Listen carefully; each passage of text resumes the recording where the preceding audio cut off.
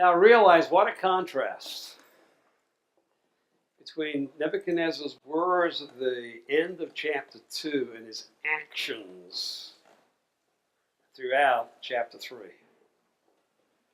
Now we don't know, the chapter 3 is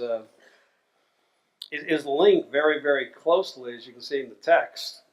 That really follows right after Nebuchadnezzar's response and Daniel at the king's court. And King Nebuchadnezzar made an image of gold. I wonder where he got that idea. Now it's amazing that here is a king who has just said at the end of chapter 2, your God is God of gods and Lord of kings. And then in chapter 3, he takes the dream that God had given to him and, if I could put it this way, perverts it into a great and mighty image statue that in some way represents himself.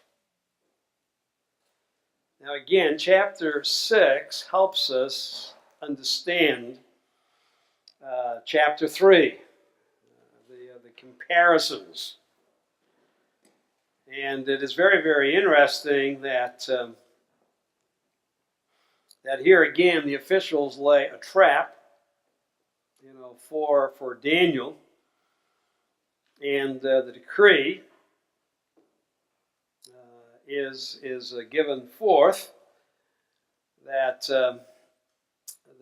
they are in verse 7, that there's to be this decree, whoever makes a petition to any god or man for 30 days, except you, O king, shall be cast into the den of lions. It seems as though chapter 3, the statue, what takes place in chapter 6 and what's taking place in chapter 2. The statue is a statue of Nebuchadnezzar himself. Now, it's a big statue, 90 feet tall. When Nebuchadnezzar saw this mighty statue in his dreams, he makes this mighty statue, 90 feet tall, with a width at the base of about 9 feet. Sets it on the plain of Dora Place. We don't know exactly where it is, but a place, obviously a plain, where many can see it 90 feet high. You could see that for miles. And to make sure they could see it, the image is an image of gold. I mean, he took Daniel, you are the head of gold. And so he makes an image, and he makes it not just the head, he makes the whole thing of gold. Now, probably gold-plated. So in other words, whatever you looked upon the statue, from the head to the toes, you saw gold.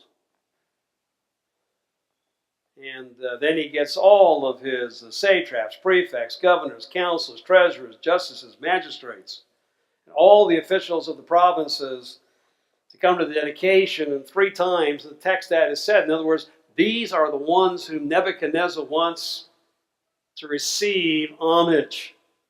He wants to make sure that they are loyal to him. Now, we don't know whether this was immediate. The text seems to say, all right, he sees the dream and then he makes a statue. Although there are some that believe, based upon Babylonian history, that during his 10th year, December 595, January 594 BC, that Nebuchadnezzar was able to overcome a coup. That there was a coup against him, sought to remove him from being king of Babylon. He was able to put the coup down, just the same as what's just taken place in Turkey, where the prime minister was able to defeat, or president, whatever estrogen is there,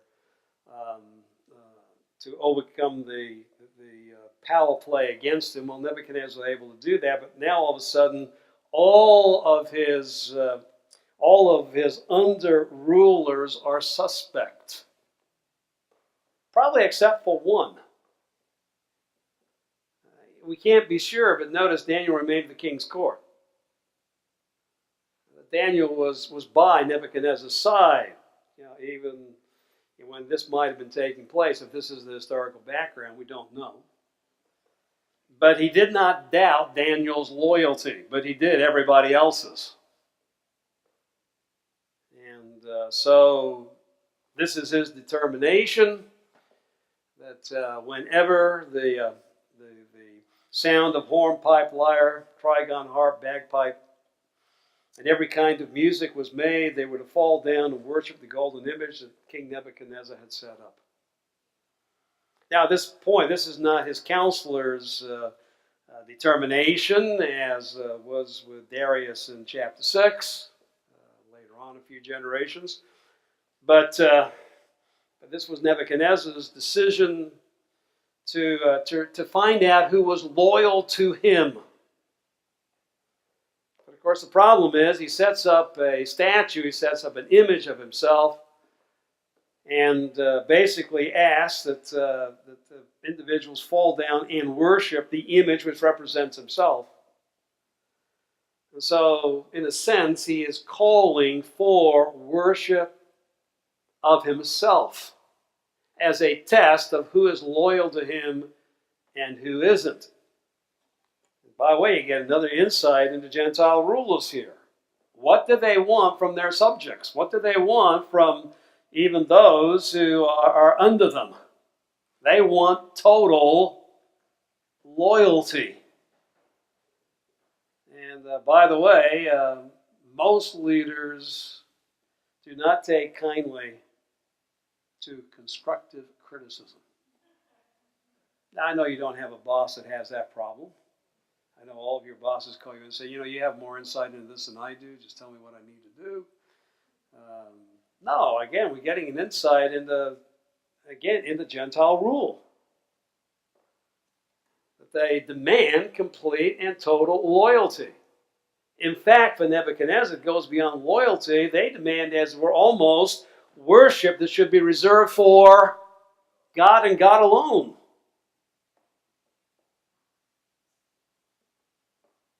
And whoever didn't, Nebuchadnezzar might have been gracious when he realized that there was a God in heaven greater than him. But once again, we see something of his anger, something of his fury, that for those who refused to do so, they would be immediately, verse 8, cast into the burning, fiery furnace. Now, it is significant that it was not Nebuchadnezzar himself, it is other officials.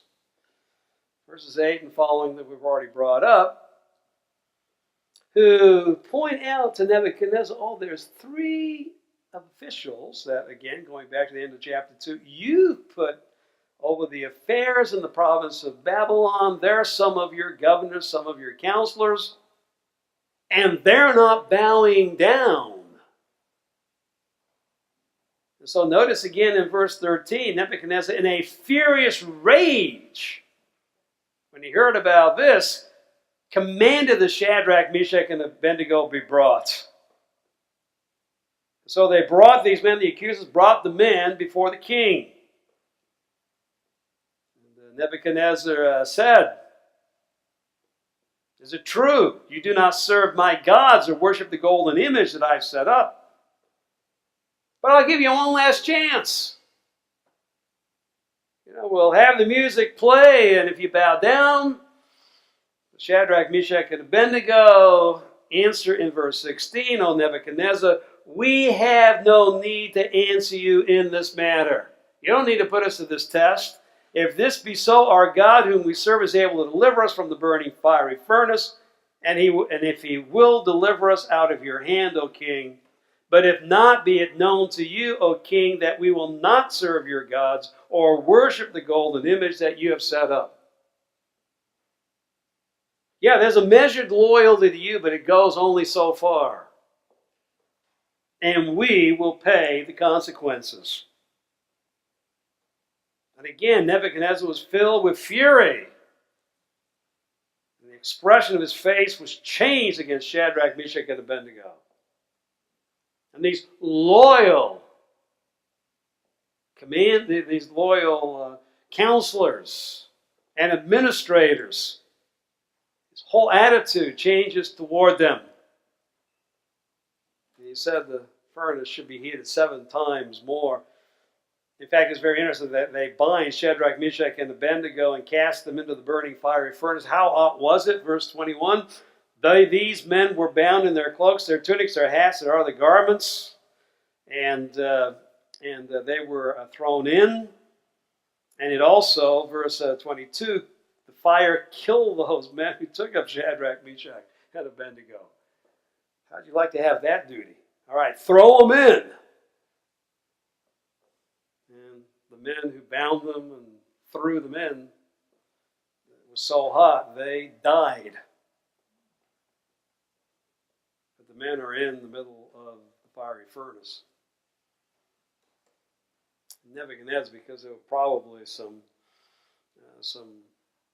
ways in which he could see holes where oxygen would aid in the fire. He asked, verse 24, did we not cast 3 men bound in the fire? So verse 25, I see 4 men unbound, walking in the midst of the fire, and they're not hurt. And the appearance of the 4th is like a son of the gods. Now that may be a theophany, but I don't think so. Because if the comparison is made with chapter 6, Daniel makes it clear who protected him during his nights with the lions. Well, in chapter 6 it was an angel. God said to the king, chapter 6, verse 22, my God sent his angel and shut the lions' mouths. Can't be sure, can't be dogmatic. But it is Nebuchadnezzar, and he does see a human form of a superhuman being, like a son of the gods. That's his interpretation. But that would apply just as much to an angel as it would be to the incarnate God himself. All right, I've given you my reasons why. That's the minority opinion. The majority opinion is, throughout church history, among believing exegetes, interpreters, expositors, that the 4th man was the Son of God. So we'll come back and talk about Son of Man, Son of God, etc. tomorrow night. I believe it was an angel. I think it's a better interpretation. Well, Nebuchadnezzar as Shadrach, Meshach, and Abednego comes near to the door of the burning fiery furnace. And he calls them out. And so they came out of the fire. They did not smell. They didn't have any effects of the fire. And so the response of Nebuchadnezzar at the end of chapter 3. And it's very interesting, verse 29, I make a decree, any people, nation, language speaks anything against the God of Shadrach, Meshach, and Abednego shall be torn limb to limb, houses shall be laid in ruins, for there's no other God who's able to rescue in this way. And for that, the king promoted Shadrach, Meshach, and Abednego in the province of Babylon. So they're even in a higher position than they were before the whole incident began. Well, notice again that Nebuchadnezzar can bless the God of Shadrach, Meshach, and Abednego. He can realize their God is a true God. No one, including himself, can speak against them in the future. But we still see something of his ferocious nature in, well, now if you do the wrong thing, you're going to pay a pretty brutal price. Limb to limb, houses laid ruins, etc. There's no halfway measures when it comes to Nebuchadnezzar, nor most Gentile kings when they have authority. even when they do and say that which might be right, they still tend to deal with people in a very, very brutal way. In fact, we might put it this way, they really need to be humble. So what happens in chapter 4? God does what? He humbles Nebuchadnezzar. We've already seen this last night, the first 19 verses. Is Nebuchadnezzar's own personal testimony. He tells the very beginning on how he had come to understand more of the greatness of God Most High. Verse 3, how great are his signs, how mighty his wonders. His kingdom is an everlasting kingdom, and his dominion endures from generation to generation. He realized that ultimately it is God's authority that's going to stand. Maybe at this point he's starting to realize that maybe his legacy doesn't count that much after all. He has certainly learned through this humiliating experience that God is in control. We might put it this way, he's one Gentile king who goes to his grave understanding who was in charge. But again, it's thanks to his faithful administrator, counselor, Daniel. And so Nebuchadnezzar, tells about the fact again that he has a dream. And of course, this is a dream of a great tree that is cut down, but the stump remains. And he knows now where to go get the interpretation of the dream. Daniel,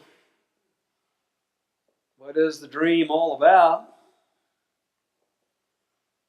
And Daniel interprets the dream, and of course he was very dismayed. He didn't want to come and tell the king what the dream meant.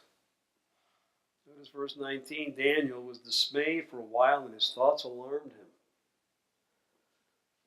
And it was the king that encouraged him, do not let the dream or the interpretation alarm you. And Belteshazzar, Daniel's Babylonian name, said, my Lord, may the dream be for those who hate you, and its interpretation for your enemies. The dream's about you and the fact of how you're going to be humiliated and lose your position.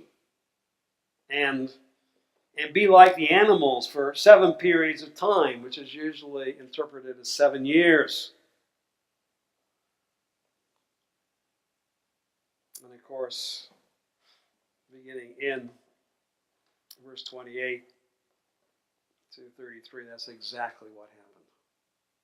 Once again, Daniel's interpretation of the dream was accurate. And God humbled Nebuchadnezzar. But after 7 years, as the dream itself stated, Nebuchadnezzar would come back to his senses, a humble man, and be restored to his position of authority as king. Now, we don't know exactly when this happened. We have no evidence of this in any extra-biblical record, which of course leads the skeptics to say this is a fanciful, fictional story. But again, silence doesn't mean error. And in the ancient world, you might say, well, Nebuchadnezzar was humble, but after he dies, his descendants would want something like this erased from the record. Kings of the ancient world were well known about bragging of the things that went right and ignoring the things that go wrong. By the way, again, Gentile rulers have not changed. They tend to publicize everything they do right and take from the history books anything that they did wrong. So I don't think it was Nebuchadnezzar per se, but I'm not sure there's any Babylonian record that would show this because it's something which was an embarrassment to the descendants of Nebuchadnezzar. But the Bible gives Nebuchadnezzar's final words. This probably was said toward the end of his reign. He reigned through about 562 BC, died at about 72 years of age.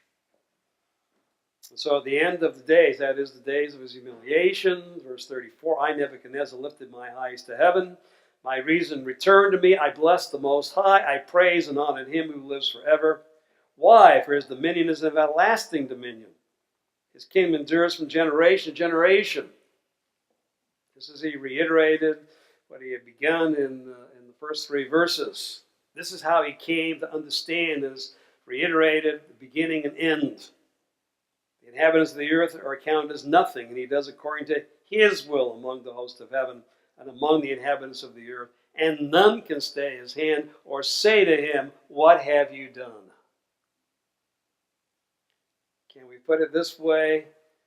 As I said, Nebuchadnezzar is the one human ruler in the book of Daniel whose final words he understands his relationship to the eternal God. And so verse 37, now I, Nebuchadnezzar, praise, extol, and honor the King of heaven. For all his works are right, his ways are just, and those who walk in pride he's able to humble. Now, as you can imagine, this has created a great interpretive discussion on, is this a statement of Nebuchadnezzar's conversion to the worship of the one true God? And I'm going to say, that's in God's hands. I would pray so. But, we'll find out. I pray that Nebuchadnezzar, of course, my prayers won't change anything that's been determined. I pray that he is a part of God's eternal kingdom when it's established. That, all of his human exploits will be blown away. But by faith in the true God, he will be an heir of that kingdom when it's established upon the earth. And he seems to understand what God is doing in history. So it could be that he truly was a regenerate man. And let's face it, if you've got Daniel ministering to you for over 40 years and praying for you, maybe it was so. And so, as it said of Thomas Cranmer, the day of his death was the greatest day of his life. I think the final words of Nebuchadnezzar are the greatest words that he gives, and these are his final words in Scripture. And so it might be, again, an implication that truly his perspective was changed. And 1 Timothy 2 does call us to pray for those who have authority over us. And it's within the context of God providing salvation. So, I don't know what you think about your prime minister, but have you prayed for her salvation? I don't know what you think about our president, but have you prayed for his salvation? And then it's in the hands of God. Well, I've already talked about chapter 5, Belshazzar. The final co-regent in Babylon. 539 BC, he made a great feast for 1,000 of his lords and drank wine in front of the 1,000. By the way, that reminds us of Esther chapter 1, where Xerxes did exactly the same thing. Ahasuerus has a banquet for all of his lords, all of his commanders. And of course, that's all to revel in how great the king is. And Belshazzar, who said, went too far. He took, verse 2, the vessels of gold and silver that Nebuchadnezzar, his father, had taken out of the temple in Jerusalem. The command they be brought, that the kings and lords, his wives, his concubines, might drink with them. He wants to show, his ultimate prominence by taking these vessels from the temple that Nebuchadnezzar brought, but probably had in some way hidden away, probably actually put within one of the precincts of his god Marduk and one of the other temples to one of his gods. He brings them out and makes the show. Yes. Again, It's a show of his prestige, of his prominence, of his power, how important he is. Verse 4, they drank wine and praised the gods of gold and silver, bronze, iron, wood, and stone. But they didn't praise the true God. And in this frenzy, everyone was sobered when a hand appears and writes on the wall. I'm left-handed. It actually should be over there, but there's that plaque, so I've got to go to the... Notice verse 6. The king's color changed, and his thoughts alarmed him. His limbs gave way. His knees knocked together. That's humiliation. One minute he's, look at who I am. Next is scared.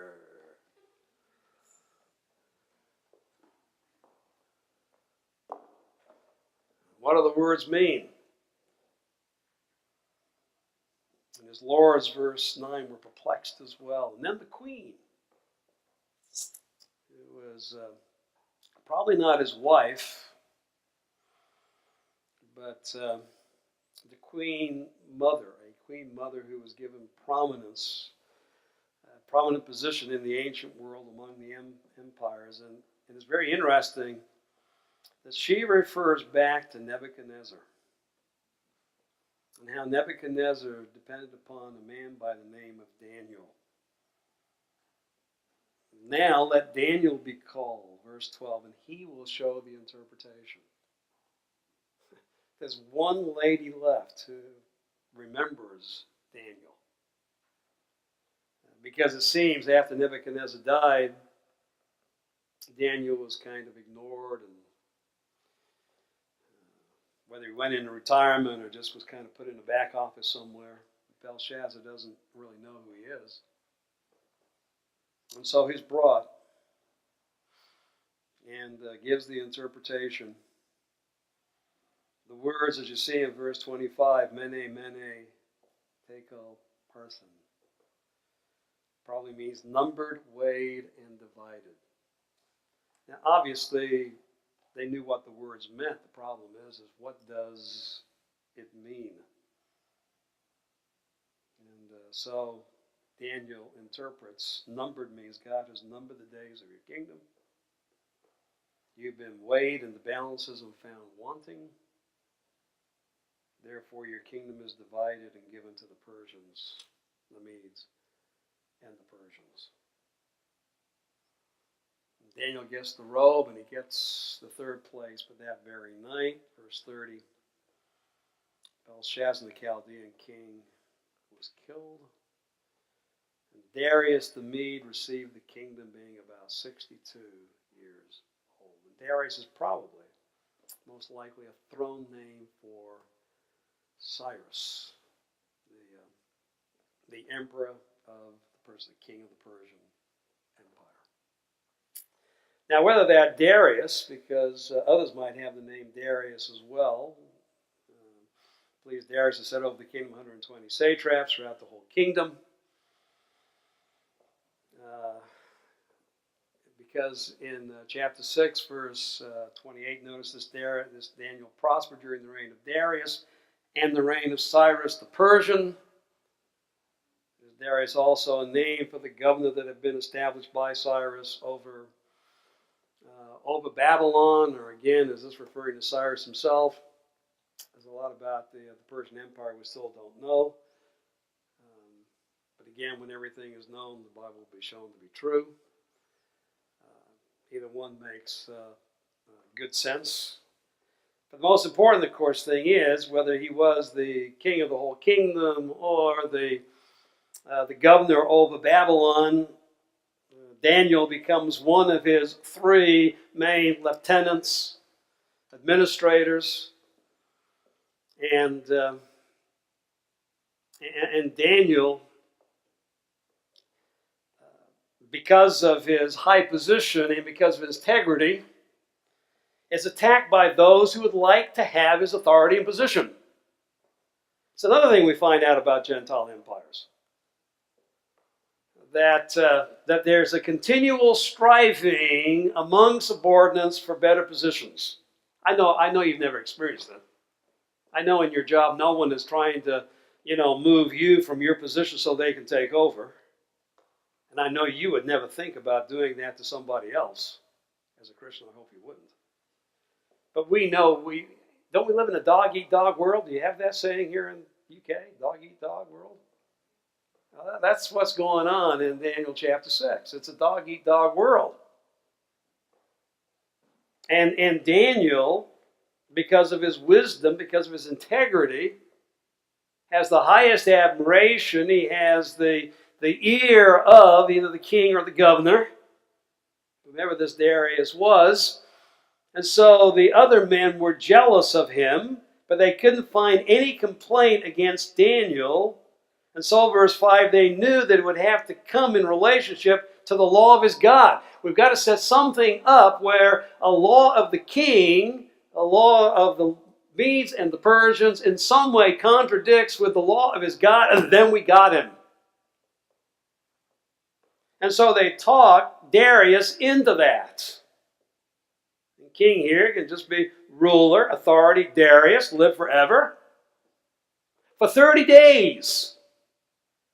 Enforce an injunction whoever makes petition to any other god or man except you, O king, shall be cast into the den of lions. And you think about it, what a stupid law. But that's the other thing you got to find out about Gentiles. They make stupid laws. In fact, Darius himself, once he finds out that this was really directed against Daniel, tries to change it. And his advisors come and say, no, you can't. It's the law of the Medes and Persians. You can't change it. Even the king is bound. In fact, it's very, very interesting. Isn't it ironic? Daniel gets thrown in the lion's den. He's at peace, and Darius can't sleep all night, wondering what happened to Daniel. I mean, Daniel's his favorite. Daniel, your God's going to do it. Did your God deliver you, Daniel? By the way, you realize how God is using this to increase Darius' faith in the true God. But here it is. Learn a lesson. And by the way, except you, O king, no injunction petition be made. Notice how that appeals to the pride of Darius. Of course I'm number one. There's another insight into Gentile rulers. They're proud. You encourage their vanity. And let's face it this way, you'll either be wise and have integrity, or you better know how to flatter the one who's over you. I mean, those are your only two options, right? That's how you gain favor with the one in authority over you. You either do it God's way or man's way is butter your superior up. Well, Daniel knew the document had been signed. Verse 10. He went to his house where he had windows in the upper chamber open toward Jerusalem. And he got down on his knees 3 times a day and prayed and gave thanks before his God as he had done previously. By the way, he didn't change any action. He didn't now make and flaunt his prayer. This is what he did continually. And we'll talk about why he prayed toward Jerusalem when we take a look at chapter 9.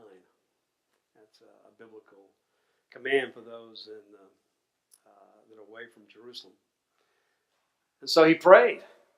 He did exactly what God had commanded him to do, and of course the consequence was he was to be thrown in the lion's den. He was.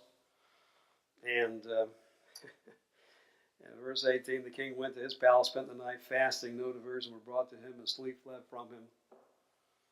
And at daybreak, he arose and went in haste to the den of lions and came near the den where Daniel was and cried out in a tone of anguish. The king declared to Daniel, "O Daniel, servant of the living God, is God, your God, whom you serve continually, been able to deliver you from the lions." And Daniel said, "O king, live forever. My God sent his angel and shut the lions' mouths, and they have not harmed me, because I was found blameless before him, and also before you, O king. I have done no harm." And the king commanded Daniel to be taken out of the den. And of course, Darius is kind of brutal, like Nebuchadnezzar, throws the accusers in. Now, some said, of course, the lions, it's just natural. They just weren't very hungry. Well, tell that to the men who were thrown in after Daniel was taken out, because they immediately, before they hit the ground, were in the lions' mouths and being chewed up. And so, just like Nebuchadnezzar, Darius ends issuing a proclamation and decree, verse 26, that people are to tremble and fear before the God of Daniel. Why? For he is the living God, enduring forever. His kingdom shall never be destroyed. His dominion shall be to the end. He delivers and rescues. He works signs and wonders in heaven and on earth. And he saved Daniel from the power of the lions. This was a theological lesson for Darius. And he, true, aligns himself with God's kingdom and not necessarily his legacy in the future. And so Daniel prospered during the reign of Darius, and there could be even the reign of Cyrus the Persian. All right, any questions? Do you realize, let me say one thing and I'll take the question. Do you realize the world Daniel lived in was no different than the world you live in? He has to deal with the same kind of superiors in his life that you have to deal with in your life. All right, question.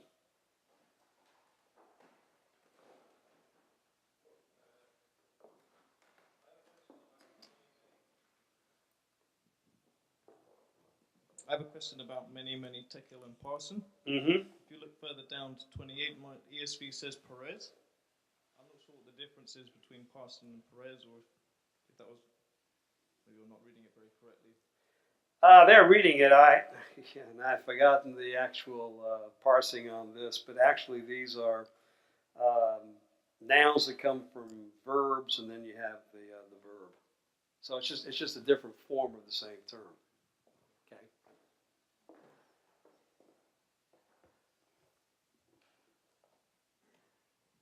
So in other words, division, divided. Okay. I'm not sure if you've gone over this and I've just missed it, but would you consider this, where Daniel starts, as the phrase in I think Luke, when Jesus Luke says 21, the time of the Gentiles. The time of the Gentiles. Yes, I would consider that beginning in 605 BC, and I'm going to get into that in Daniel chapter 9. Sorry, I'm just Poor getting ahead Greece. of myself. I mean, he wants Daniel 7 tonight. He wants Daniel 9. Yeah, Daniel 9 is where we'll bring that up, because I do believe that Daniel 9 is a calendar. In other words, the 70 years of Jeremiah will come to an end and be replaced in God's calendar for Israel with the 77s, or the 70 weeks, or the 490 years. So we'll talk about that being equal to what Jesus calls the time of the Gentiles. That began with Jeremiah's 70 weeks, and then it gets lengthened into the 77s of Daniel in Daniel chapter 9. Okay. Question over here, Joseph. The way God dealt with Nebuchadnezzar, and you can see him like hardening and softening his heart, and yeah, God is over every decision he makes. Right. Is he doing the same kind of thing to every leader, every Gentile leader? Or is there something like special upon Nebuchadnezzar? Is there a special kind of? I will put it this way. I think I brought this up. Not every Gentile ruler will have a closest advisor like Daniel. We have to realize from 602 on, Daniel was Nebuchadnezzar's chief advisor. I mean, that's what the text is is inferring. So if you're going to have a godly man like Daniel, a man of prayer, a man of scripture, a man of integrity, a man of wisdom, being the one who's giving you counsel, it's going to make an impact upon you. And so I think here is a place of prayer too. That as we think in terms of Gentile rules, even of our own day, that God might put spiritual men into, their rule, their authority, to give a godly perspective. Now, does every Gentile ruler have that? No. But it's very interesting. We have Daniel, and then later on you're going to have Ezra, and then Nehemiah with King Artaxerxes, and that tempers him. Again, he's not a perfect king because first and foremost he is a Gentile ruler, just like Nebuchadnezzar was. But they are tempered because of the influence, of these men. So we think in terms of political rulers of our own day. We'll pray that God will give them the proper advisors. Might not change them completely, but it might temper these tendencies to pride and arrogance and domineering and even brutality, in dealing with their subjects, that they might get a fear of God that will temper that somewhat. Okay. So just on the back of what you just said, so in light of that, should we seek to be in those positions then? Not like go out of our way to. I would say that. Don't go out of your way. But if God opens the doors, walk through them. And I would say that would be, the application. You stand for God, just like Daniel and his three friends. You be, godly individuals, men who know their God, and ladies who know their God, and who walk in integrity, who walk in wisdom, exactly what God calls us to be as Christians. Let that be what is noticed, not your driving, not your trying to play the game and beat the Gentile authorities at their own game, but you just live your life before God. Let your life and your testimony be that which allows you to be given these positions, and realize those positions come from God. It's not human striving for us who are Christians, but when your boss comes in and says, "I want to make you supervisor," "Oh, I'm a Christian, I can't do it." Well, no. He sees that you've got the kind of integrity and leadership that he wants in that position, then we should respond as realizing this is a gift from God. And that's the way as Christians we should act. Now this has nothing to do with what you're talking about here, but it's very, very interesting that many years ago I coached my daughter's, and I'll call it football team because that's what you know. American girls play football. And I was coaching, and at the end of the season, someone from another team came and said, "You're a great coach, but you lack the killer instinct. You can dominate a game and you pull back and you move your girls around and you just don't go for domination." Now he thought that was a weakness. I praise the Lord. I say, I'm not out to dominate. I'm out to have the girls have a good time and learn how to play the game, and we're not trying to dominate anybody. There was one game where my daughter, because I told them, okay, we were two goals up, and you can't score. Okay, you got to tap it to the goalkeeper now. And she tapped one in. And the goalkeeper just messed it up, kind of a Joe Hart, rolled into the net. And I remember my daughter looking and said, "Dad, I'm sorry, I didn't mean to score." That's probably why he said you lack that killer instinct. I mean, we have to do it God's way. And if that means that you're noticed and people say, okay, because of that, you have the character, integrity, you know, we want to put you in that position. We take it and serve as unto the Lord. And our time is gone, so we'll pick it up. Daniel 7. Reese will be here tomorrow night because he wants to find out who those kingdoms are. All right, and the rest of you hopefully will be too. All right.